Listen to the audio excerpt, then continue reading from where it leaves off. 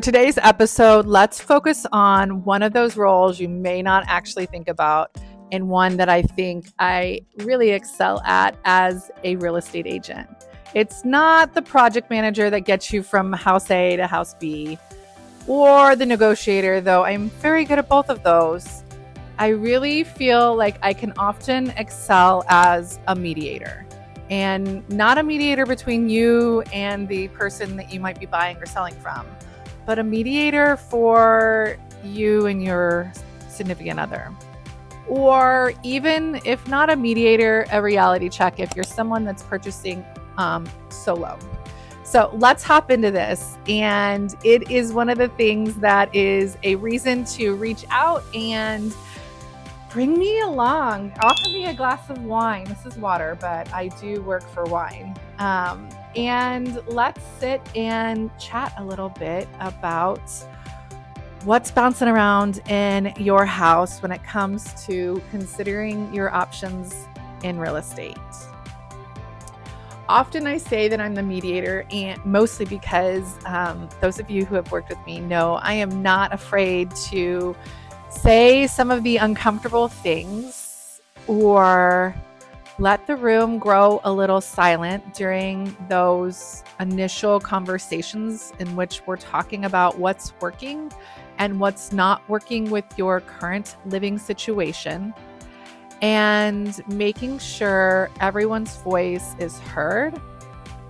Maybe slowing the conversation down between a husband and a wife to make sure that one or the other is hearing what they're saying, and not just hearing what they're saying, but sometimes maybe even rewording it or offering a different perspective.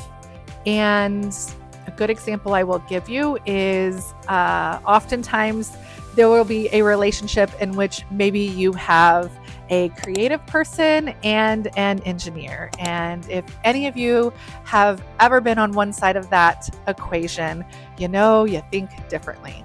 And oftentimes you find that you might even be saying the same thing, but just differently. And it's so incredibly frustrating that the other person can't seem to understand what it is you're trying to say about how the cash needs to flow and the comfort level of the schedule and who and what and how is this going to happen.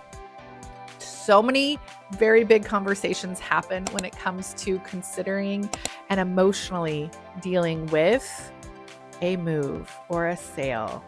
And I will say that it's really great to have a third party in the room that can pipe in with a good one-liner, because I've got lots of those, or can help provide a little different perspective that one or the other of you may not have heard. The other thing I would say as a mediator is a lot of times one party or the other, or both, get to lean on me as the bad guy. So I get to be the one who breaks the news to someone that you think what you want is attainable in a house that is $600,000, and yet I'm the bad guy that delivers the news to that significant other that that house does not exist. And we either have to get comfortable with purchasing in the $750,000 range and what that might look and feel like, or we need to readjust expectations. And who better to set that up with your partner than a third party that is not you?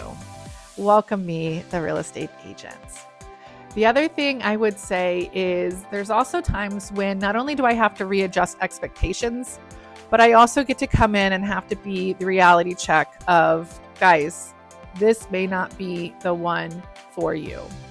And we need to be comfortable with moving on and letting this one go, because the risk isn't good for you. The investment is too high and is not what you're saying you want to do. But a lot of times too, it's really helpful to have a third party. And let's be honest, another thing is not only can I be the bad guy for either one of you, I can also be someone that you can, learn to love to hate. I mean, my best friend points out how, my realtor side will show sometimes when it comes to things in life, and I'm smiling because it is fun too to have where you can kind of go back and then have conversations, knowing that I have given you, go talk on these things and then come back to me.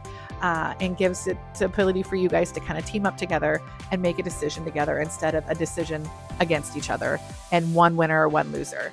I'm providing you options. You guys get to discuss those and then come back and as a team, tell me how you want to move forward. So I encourage you to really consider how a mediator might assist you in evaluating your options and or if this house or that house is right for you. Please don't ever hesitate to reach out. I'm available via text or phone at 816-674-2627 or always via email at esadykc@gmail.com. DMs are welcome as well. Thanks.